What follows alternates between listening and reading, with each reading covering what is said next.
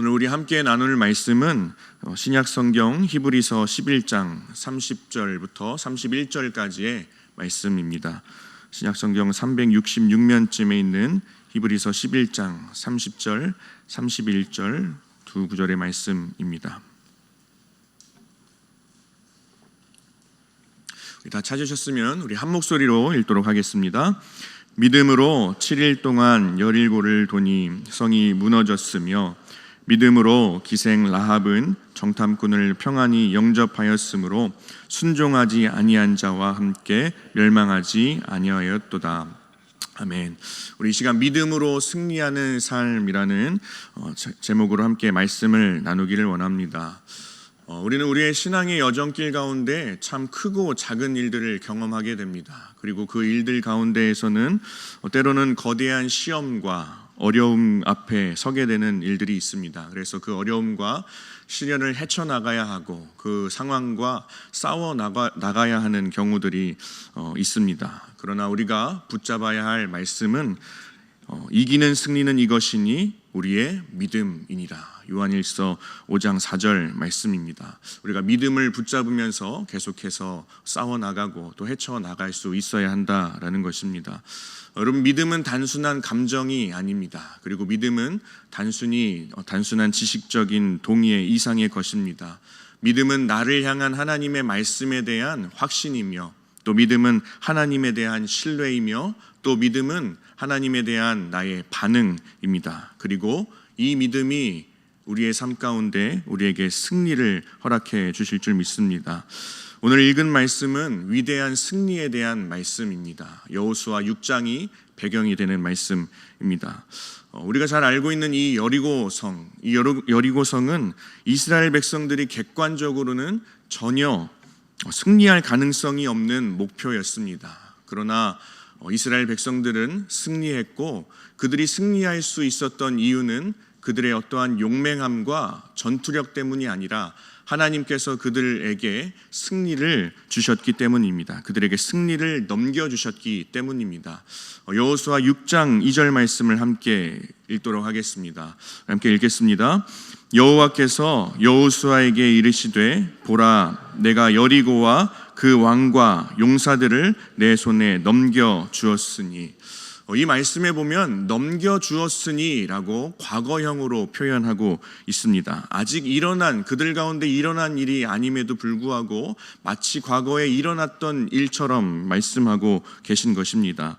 여러분, 하나님께서 말씀하실 때에 그 하나님께서 약속하신 것은 장차 이루어져야 할 말씀이지만 이미 우리 가운데 이루어진 것과 같은 것인 줄 믿습니다.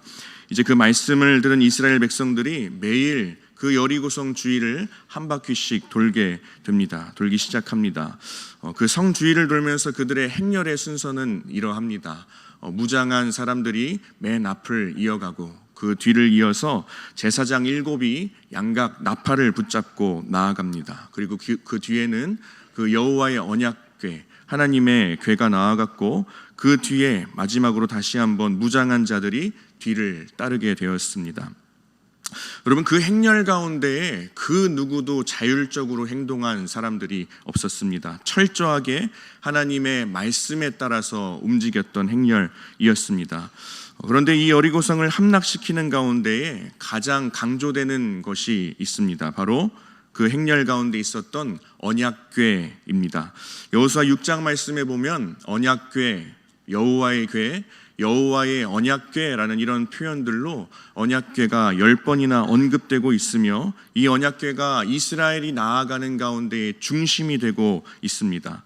여러분, 이 언약궤는 무엇을 상징합니까? 이 언약궤는 바로 하나님의 임재를 상징하는 것입니다.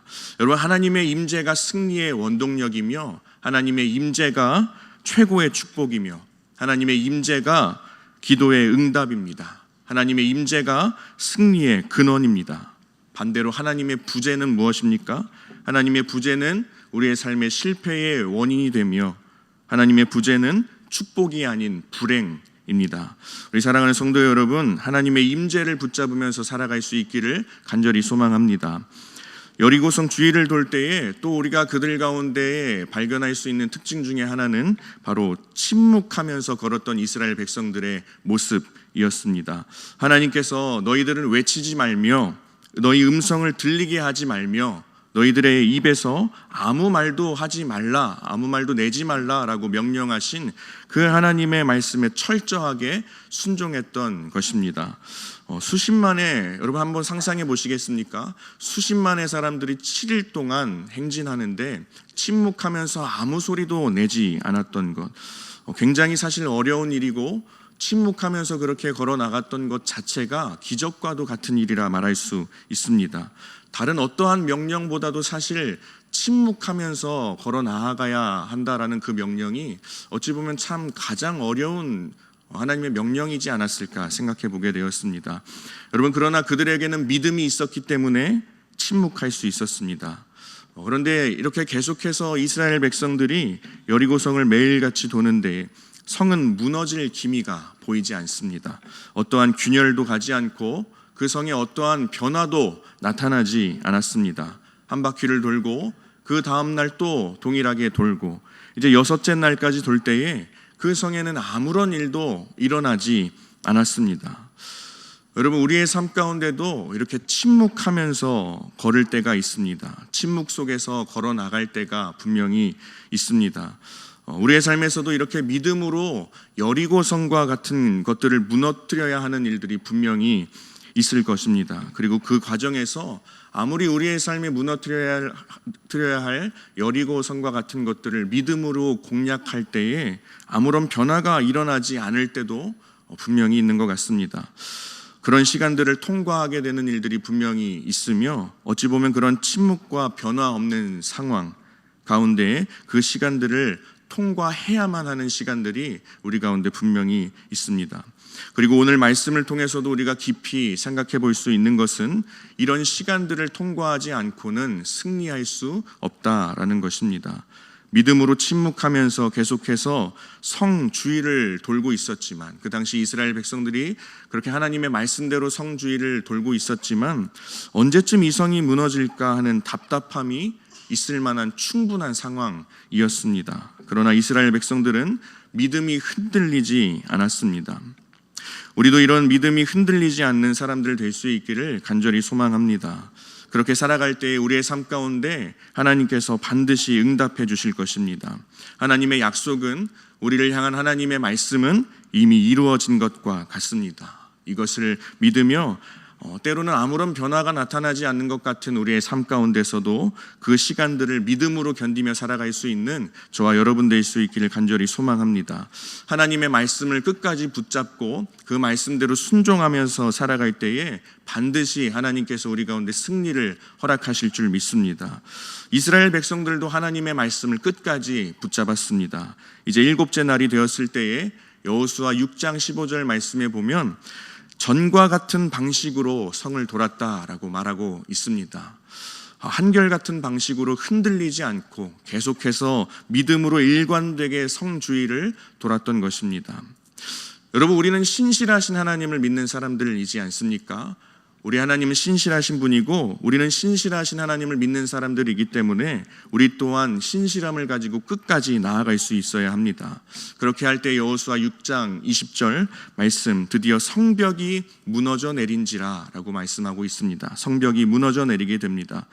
여러분, 그런데 이 성벽이 무너져 내린 이 자체의 사건보다도 우리가 좀 깊이 생각해 볼 수 있어야 하는 것은 이러한 하나님의 심판 가운데 분명히 승리하는 자들이 있고 또 반면 멸망하는 자들, 멸망하는 악인들이 분명히 있다라는 것입니다.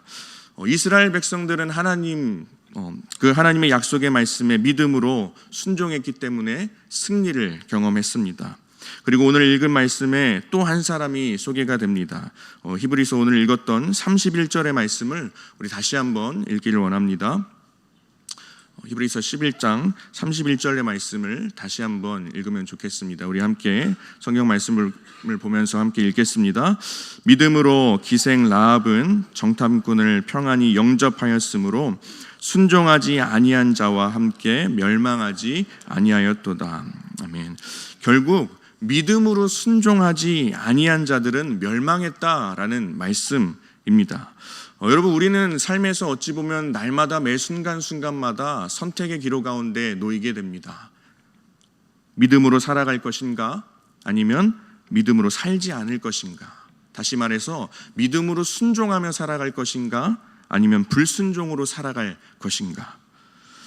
그런 오늘 말씀을 통해 붙잡아야 할 것, 또 우리 하나님께서 우리에게 원하시는 것은 바로 믿음입니다. 믿음으로 순종하는 삶을 우리에게 원하십니다.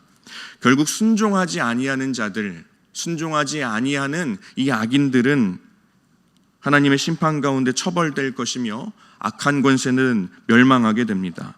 물론 우리의 삶 가운데 참 어떨 때는 악인의 형통과 의인의 고난을 경험하게 되는 일들이 분명히 있습니다. 이 세상은 참 그러한 것 같습니다. 그러나 결국 믿음으로 순종하는 자들 가운데 하나님께서 승리를 허락하실 줄 믿습니다. 그런데 우리가 이 믿음으로 승리하는 삶 자체도 너무나도 중요한데, 더 중요한 것은 이 승리의 삶을 계속해서 이어나가는 것 또한 굉장히 중요합니다.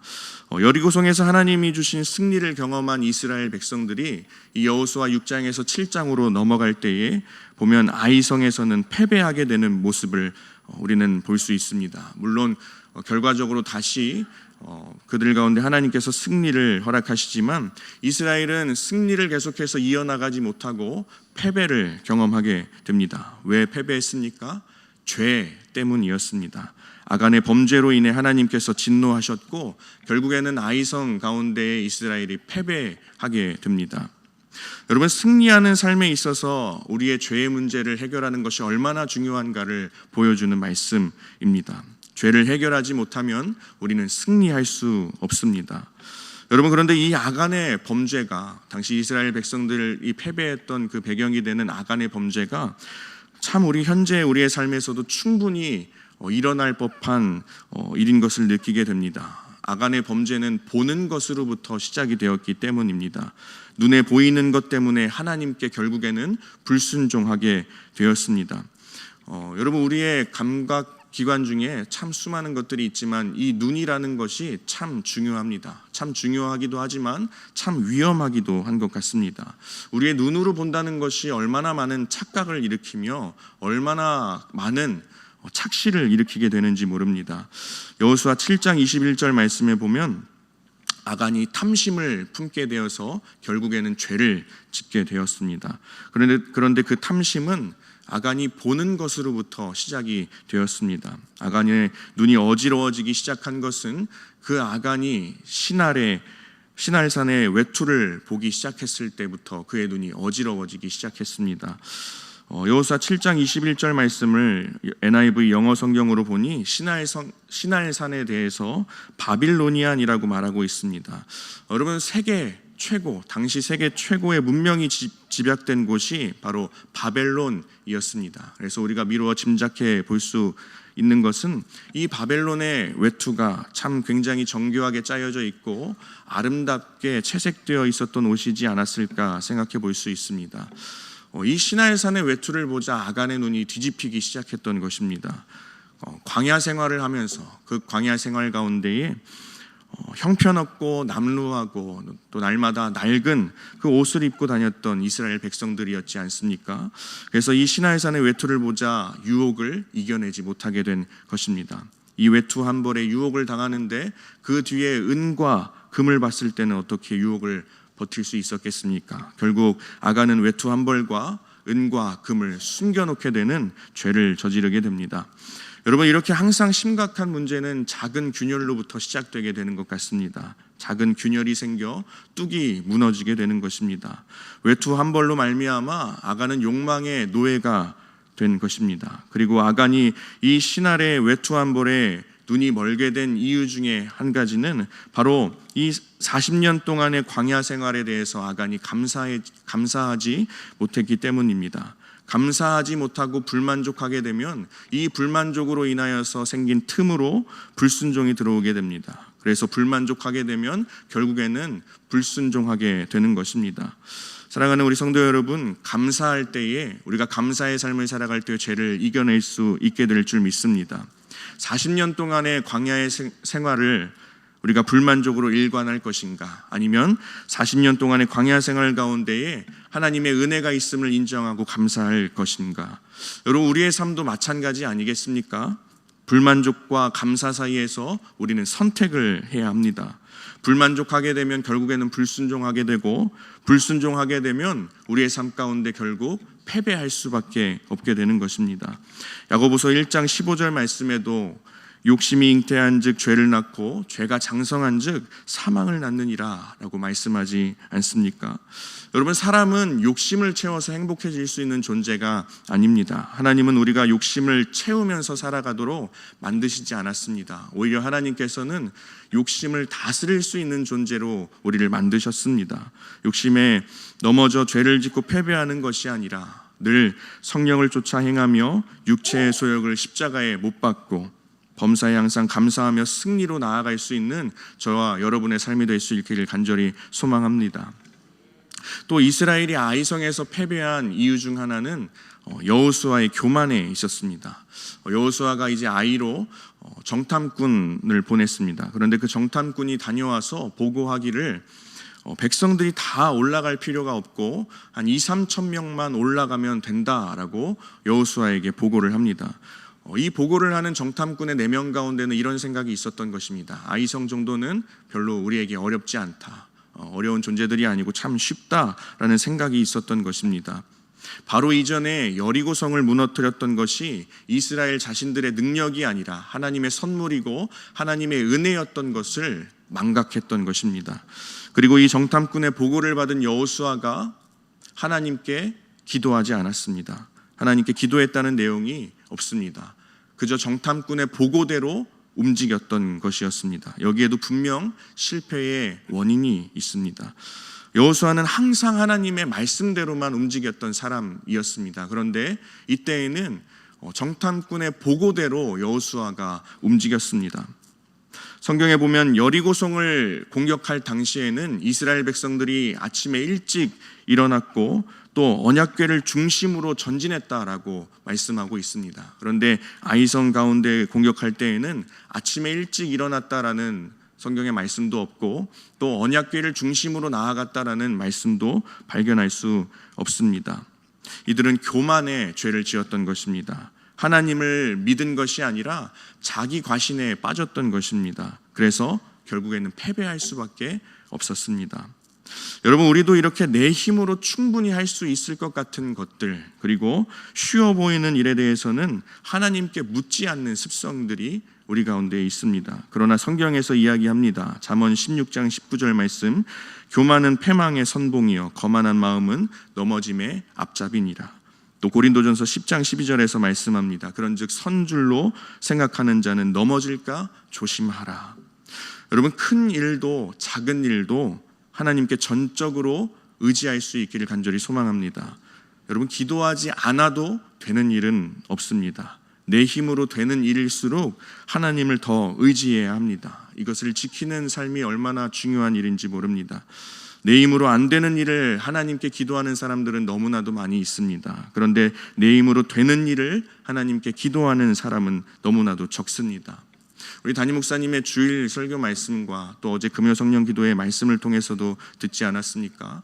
평범한 날의 삶이 얼마나 중요한지를 말씀해 주셨습니다. 평범한 날을 평범한 날로 보지 않고 평범한 날 신중한 마음으로 살아가야 한다. 그리고 평범한 날에도 우리가 근신해야 함을 우리 목사님의 설교 말씀을 통해서 들었습니다. 여러분, 맞습니다. 이와 같이 마찬가지로 평범한 날에 우리의 기도, 그리고 내 힘으로 되는 일을 하나님께 기도하는 것이 그 어떠한 기도보다 가장 경건한 기도인 줄 믿습니다. 이것이 우리의 인생을 결정하는 기도이고 우리의 삶 가운데 승리하게 하는 기도인 줄 믿습니다. 결국 여호수아는 옷을 찢고 하나님께 기도합니다. 좀 늦은 감이 있지만 통곡하면서 이 여호와의 궤 앞으로 나아가서 하나님께 기도합니다. 그리고 하나님께서 그 기도를 들으시고 이스라엘 가운데의 아간의 죄를 드러내시고 그 죄를 처리하게 하십니다. 해결하게 하십니다. 그리고 그 모든 과정이 다 이루어졌을 때 다시 한번 하나님께서 이스라엘 가운데에 승리를 허락하십니다. 말씀을 정리하려 합니다. 우리 사랑하는 성도 여러분, 여리고성의 승리의 원동력이자 그리고 아이성의 패배의 원인은 모두 하나님의 임재에 있었습니다. 마찬가지로 우리의 삶에서의 승리의 비결 또한 하나님의 임재입니다. 먼저는 믿음으로 하나님의 말씀, 또 하나님의 약속의 말씀을 믿고 의지하고 끝까지 붙잡고 순종하기로 결단하는 저와 여러분 될 수 있길 간절히 소망합니다. 그리고 나의 욕심을 따르는 것이 아니라 하나님의 뜻을 따르기로 선택하며 죄를 선택하는 것이 아니라 거룩한 삶을 향해서 나아갈 수 있기를 간절히 소망합니다. 그때에 우리의 삶 가운데 하나님께서 임재하실 것입니다. 하나님께서 임재하시면 우리는 승리하지 않을 수 없습니다. 이렇게 날마다 승리를 이어가며 날마다 또 승전가를 높이 불러 주의 이름을 높이는 우리의 삶이 될 수 있기를 축복합니다. 할렐루야. 우리 함께 기도하시겠습니다. 함께 오늘 나눈 말씀을 기억하며 하나님의 말씀을 믿고 순종하는 믿음의 삶을 살아갈 수 있도록 나의 욕심, 욕망, 또 죄에 빠지지 않도록 하나님의 임재가 충만한 우리의 삶이 되어 날마다 승리하며 계속해서 승리를 이어나가는 삶이 될 수 있도록 함께 기도해 주시고, 또 이외에 각자 가지고 나오신 기도의 제목들을 놓고 우리 주여 한번 부르고 함께 기도하시겠습니다.